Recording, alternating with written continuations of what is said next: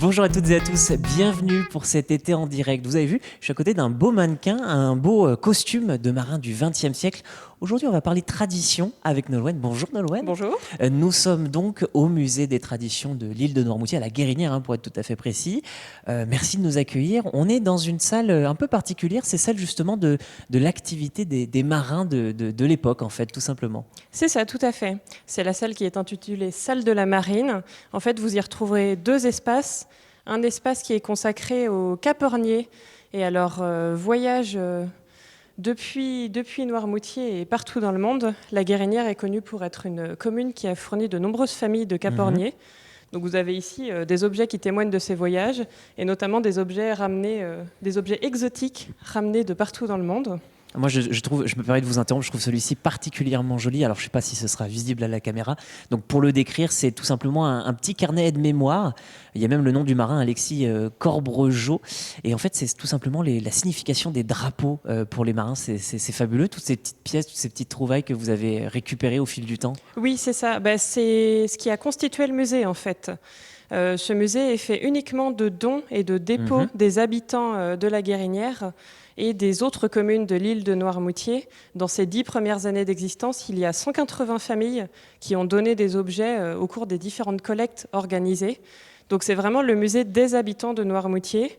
C'est un musée qu'ils offrent à leurs propres enfants, à leurs descendants, mais également à tous les visiteurs du musée pour qu'ils puissent venir découvrir les traditions de l'île. Ouais, c'est un vrai travail d'ethnographie qui a été entrepris au fil de ces 50 années, oui, c'est ça. 1973, ce qui permet aussi d'évoquer que à l'occasion de ces 50 ans, il y a plusieurs choses qui se passent, et notamment une exposition temporaire. On devine là-bas, par exemple, le travail d'Agnès Varda, puisque c'est une exposition sur les travaux d'Agnès Varda au niveau de l'île. Donc il y a quelques clichés juste ici, mais l'exposition temporaire autour d'Agnès Varda, elle couvre tout le musée. On va pouvoir passer dans la salle suivante, parce que là aussi, il y a du travail d'Agnès Varda. Pourquoi vous avez choisi de mettre en valeur son travail à elle? Je vous laisse passer en premier. Merci. En fait, c'est donc les 50 ans du musée. Cette année, il a été fondé en 1973.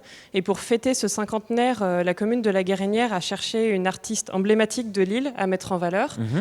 Et ça a pu se faire grâce au soutien de Ciné Tamaris, qui est l'entreprise qui gère le legs d'Agnès Varda, et particulièrement de sa fille Rosalie, qui a été un soutien extraordinaire, qui a pu nous prêter les œuvres et nous permettre d'installer donc ce travail d'Agnès Varda dans le musée. Donc on avait les photos qui étaient un petit peu plus, on va dire, contemplatives. Là, qu'est-ce qu'on a là juste ici, justement? Alors, nous avons une représentation. reconstitution de la tombe du chat d'Agnès Varda, qui s'appelait Gougou, qu'elle avait installé près de son moulin à la Guérinière. Et donc, c'est une œuvre à part entière. Elle en a fait des vidéos qui sont donc projetées ici. Sur l'écran, oui, effectivement. Tout à fait, que nous présentons. C'est une manière de mettre en valeur le travail d'Agnès Varda sur Noirmoutier et son lien avec l'île. C'est l'essentiel du travail du musée sur les expositions temporaires. En fait, le musée a une politique d'exposition temporaire depuis une vingtaine d'années, mais d'art moderne et contemporain, mais nous cherchons avant tout à les intégrer dans le parcours du musée, à lier cet art moderne et contemporain aux arts et traditions de l'île qui sont présentés dans nos multiples salles. Et bien justement, on a continué, on est sorti de la salle sur l'activité bien autour du sel. Là, on est autour des cordonniers. En fait, c'est ça aussi la beauté de ce musée, c'est ce que vous disiez, c'est que c'est le legs tout simplement des anciens vers les nouvelles et les prochaines générations.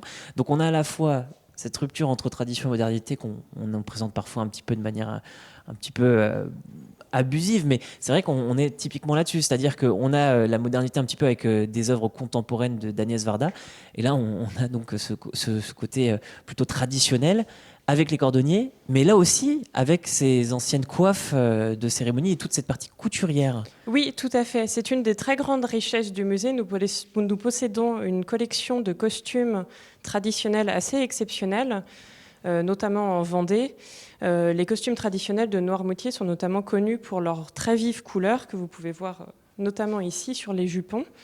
Et donc nous en possédons une belle collection que nous mettons en valeur. Ça concerne également les coiffes, tout type de coiffes, des coiffes de travail du quotidien aux coiffes de cérémonie, de mariage, de baptême.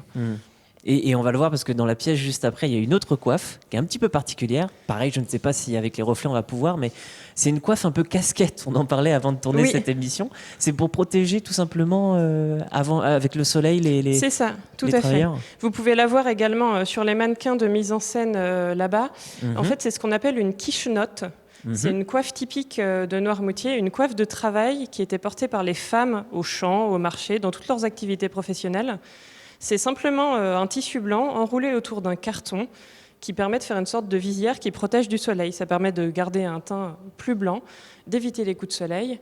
Et c'est aussi un marqueur social comme l'ensemble des coiffes. Et là, on retrouve encore une nouvelle fois une installation autour du travail d'Agnès Varda. C'est dommage, on arrive sur le générique de fin, mais c'est pas grave, c'est 70 minutes, donc vous aurez le temps de redécouvrir. Ce sont tout simplement des travaux autour des veuves.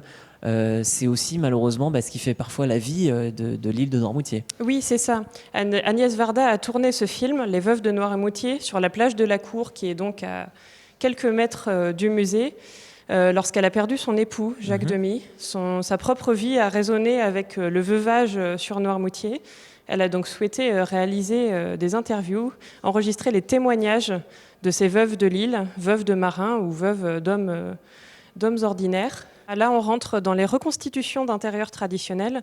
Donc, tous ces meubles n'appartenaient pas à une unique pièce, mais rassemblés au fil des ans, ils permettent de reconstituer ce qui constituait un intérieur typique noirmoutrin du 19e siècle ou du 20e siècle. Donc ici, une chambre avec une cheminée en fond. Et dans la salle suivante, une chambre également avec un berceau pour enfants, mais également une cuisine et une arrière-cuisine. Ces reconstitutions permettent de faire vivre et revivre aux visiteurs le quotidien véritablement des Noirmoutrins du passé. Et donc là, vous fêtez les 50 ans.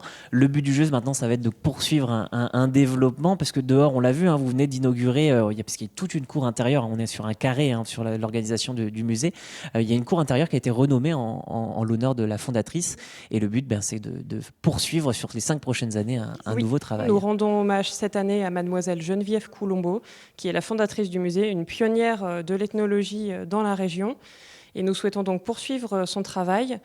Dans les prochaines années, la municipalité a validé la création d'un projet scientifique et culturel, qui est un document qui permet au musée de se projeter sur les 5 prochaines années.